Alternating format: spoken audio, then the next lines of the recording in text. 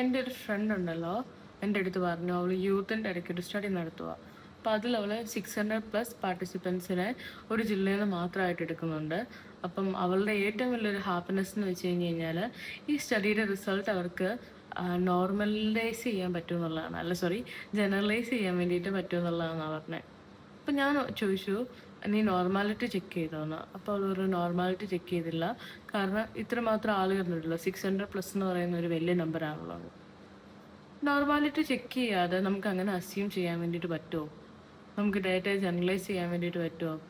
ഒരിക്കലും ഇല്ല. ശരിക്കും നോർമാലിറ്റിക്കകത്ത് നമ്മൾ എന്താ ചെയ്യുന്നത്? നമ്മൾ ശരിക്കും ചെയ്യുന്നതെന്ന് വെച്ച് കഴിഞ്ഞ് കഴിഞ്ഞാൽ നമ്മളുടെ പാർട്ടിസിപ്പൻസിനെ കറക്റ്റായിട്ട് റെപ്രസെൻ്റ് ചെയ്യാൻ വേണ്ടിയിട്ട് നമ്മൾ എടുത്തിട്ടുള്ള സാമ്പിളിന് സാധിക്കുന്നുണ്ടോ എന്നുള്ള. നമ്മളുടെ പൊട്ടൻഷ്യൽ ആയിട്ടുള്ള പാർട്ടിസിപ്പൻസ് എന്ന് പറയുന്നത് ആ ഒരു കാറ്റഗറി വരുന്ന ആര് വേണേലും ആകാം. അപ്പോൾ ആ പോപ്പുലേഷനെ കറക്റ്റായിട്ട് റെപ്രസെൻ്റ് ചെയ്യാൻ വേണ്ടിയിട്ട് നമ്മൾ സാമ്പിളിന് സാധിക്കുന്നുണ്ടെങ്കിൽ മാത്രമേ നമുക്ക് എന്ത് ചെയ്യാൻ വേണ്ടിയിട്ട് പറ്റത്തുള്ളൂ, ഈ നോർമാലിറ്റി നമ്മൾ അച്ചീവ് ചെയ്യത്തുള്ളൂ.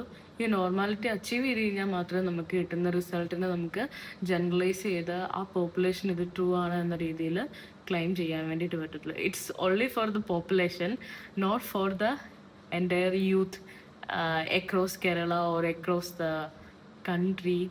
നമുക്ക് അങ്ങനെ ഒന്നും ചെയ്യാൻ വേണ്ടിയിട്ട് പറ്റത്തില്ല.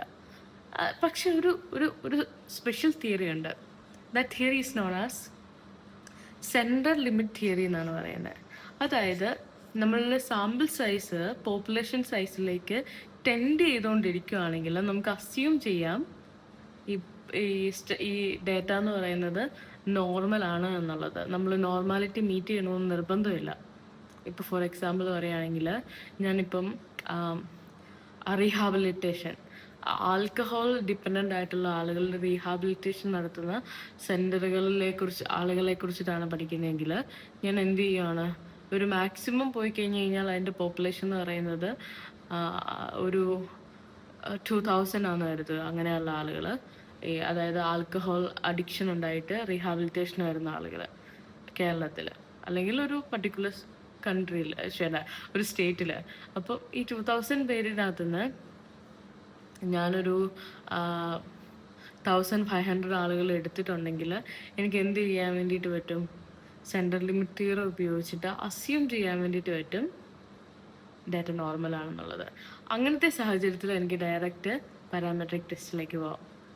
അപ്പോൾ എൻ്റെ ഡാറ്റ ജനറലൈസ് ചെയ്യാൻ പറ്റും. But remember, I can generalize only to that particular population which I have selected.